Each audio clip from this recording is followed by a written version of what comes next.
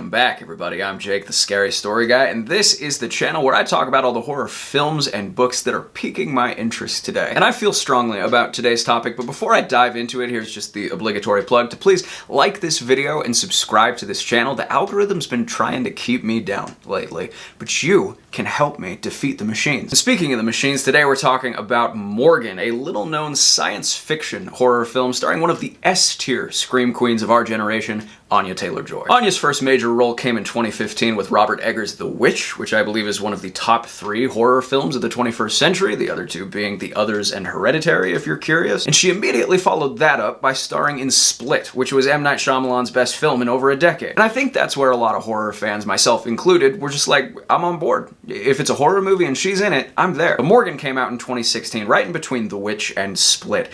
And you know that meme with the 3-headed dragon where 2 of the heads look fierce and intimidating and one of the heads looks like Simple Jack? I think that meme is relevant here. Morgan is a film about Morgan, a synthetically created girl who commits an act of violence at the lab that created her. And the story is funneled through the perspective of Lee Weathers, who's sort of a corporate risk assessor. She's there to be like, okay, well, what's the financial viability of the Morgan project? Is this something we should still be working on, or should we unplug Morgan, so to speak? And right off the bat, I've just gotta say, this is one of the most perplexing movies I have seen in recent memories. There's just so many things about it where I'm like, how does this movie exist? Because the first thing you've got to understand is that Morgan has an almost hilariously star-studded cast. It's not just Anya, right? She was one of the least known actors in this entire cast at the time this was filmed. We've got Paul Giamatti, Michelle Yeoh, Jennifer Jason Leigh, Kate Mara, Rose Leslie, Toby Jones, Chris Sullivan. They even get Brian Cox to show up for a minute. And there's another huge name attached to this project. Ridley Scott is one of the producers. Of course, that might have something to do with the fact that Ridley's son Luke is the director here, and that's another weird thing. Luke has worked as the second unit director on a few of his dad's films, but as far as I can see, this is the first and only feature film that Luke Scott has ever directed. And I didn't know this movie existed until a few months ago. And if you had told me that a movie exists with all this talent attached to it, with this subject matter, this premise in this genre, I'd be like, holy shit, that is about to become one of my new favorite movies. Like, that's gonna be the next Ex Machina. But the bewildering reality on display here is just that Morgan is truly a bad movie. First of all, this cast has absolutely nothing to do. They've got Giamatti and Michelle Yeoh just playing the most generic characters imaginable. If you've got multiple Oscar winners and Emmy winners in your cast, and the viewer walks away feeling like you could have just gone to the local film school and picked up a couple random undergrads to replace them, and nothing about the movie would have functionally changed, that's a pretty bad place to be. Though I will say, just as a case study, it's actually kind of interesting to see what actors this talented do with dialogue this stilted. Like, there's a scene where someone asks Giamatti, "Where were you?" And he's like, "I was delayed in Utah, dealing with a personal matter." Which, first of all, hell yeah, shout out Utah. Hope you enjoyed it here. But second of all, it just proves that with a script this bad, even really great acting can't save it. There's a very famous video where Eminem demonstrates to some interviewer that you actually can rhyme a lot of things with the word orange. And it's very impressive when he does it. It takes a lot of skill, and you're like, this guy's just a master of his craft. But there's a reason that you don't hear M using that rhyme scheme in a lot of songs, right? Like, just because it can be done proficiently by an expert doesn't necessarily mean that it should be. And Giamatti, of course, can deliver these lines capably, serviceably, which is an impressive feat in itself, but that doesn't make it good. There's just a whole chasm between the lines that are being delivered and the skill with which they are being delivered. And so it leads to this really odd disconnect where you've got just the most emotionless lines imaginable being delivered with all the things that actors are really good at.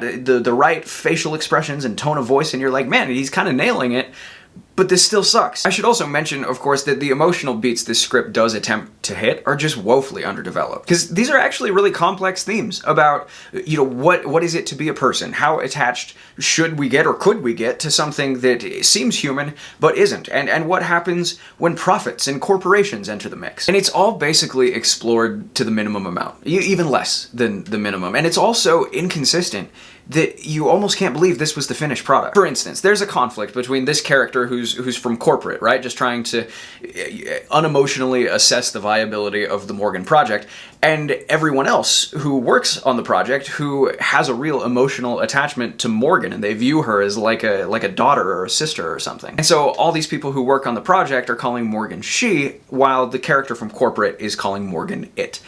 But only sometimes. This movie goes long stretches of time with this person calling Morgan she and it, and both sometimes like in the same sentence. And there's no, it's not like it's, oh, her relationship to the character is developing, and so, you know, her language is developing too. No, it's just inconsistent. There's no rhyme or reason to any of it. It's so haphazard that it actually feels like the writer just kept forgetting that this character is supposed to refer to Morgan as it, and so sometimes like a she will just slip in there. It's all just a shame, because I usually really love movies in this genre. AI, artificial humans, robots, it's all just inherently interesting territory philosophically. I brought up the movie Ex Machina earlier as one that is just a perfect movie as far as I'm concerned. Another one that is kind of in the same vein to me, I reviewed it on this channel last year.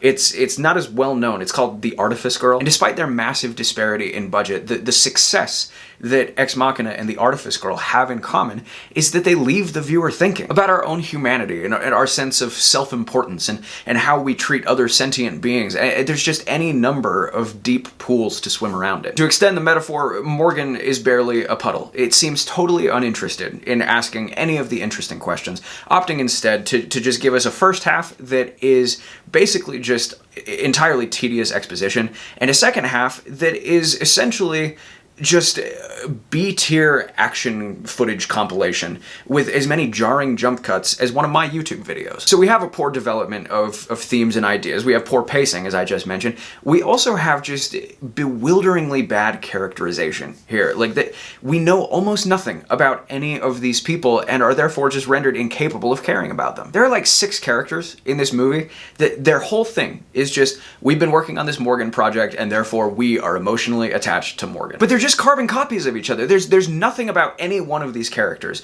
to distinguish them from any of the others. I mean, really, the best way to draw lines between them is to say, okay, in the second half of the movie, did this person make stupid decisions, very stupid decisions, or very, very stupid decisions? Because what gets you through the boring first half of this movie is the promise that, hey, things are about to go off the rails. And they do.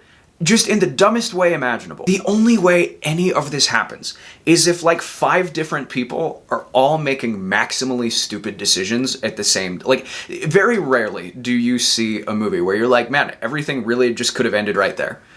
And there.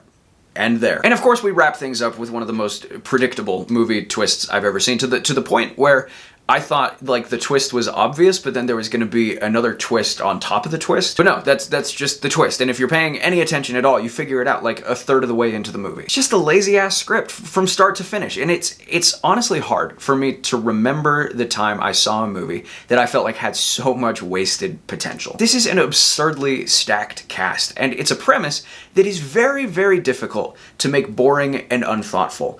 But they somehow managed it. It's not the worst movie I've ever seen, it's just a legendary gap between what could have been and what actually was. Anya Taylor-Joy does good in it, by the way. I should mention I'm using her for the title and the thumbnail, so it's only fair. But much like Giamatti and Michelle Yeoh, they're just not giving her anything that interesting to do, right? So she's got The Witch, which she's fantastic in, and then she's got Split, which she's fantastic in, and right in the middle, she does this movie where she's just got to be kind of caught in no man's land because it's such a pedestrian project from start to finish. I'm sad about it because I thought this movie was going to kick ass, honestly, but at the end of the day, I got to give Morgan 1.5 stars out of 5. But on the bright side, if you're looking for horror movies starring Anya Taylor-Joy that are actually good, you've got a wealth of them to choose from, including The Gorge, which just dropped a couple of months ago. I posted a review about it, and which is now I believe the biggest movie in Apple TV history. So there's that. There's also Last Night in Soho, there's Marrowbone, there's The Menu, all of which I recommend checking out, some of which I've even reviewed for your pleasure. Well, guys, that about does it for me today. So, you know, check those out if you like, but in the meantime, thank you for watching this video, and here's hoping you survive to see the next one.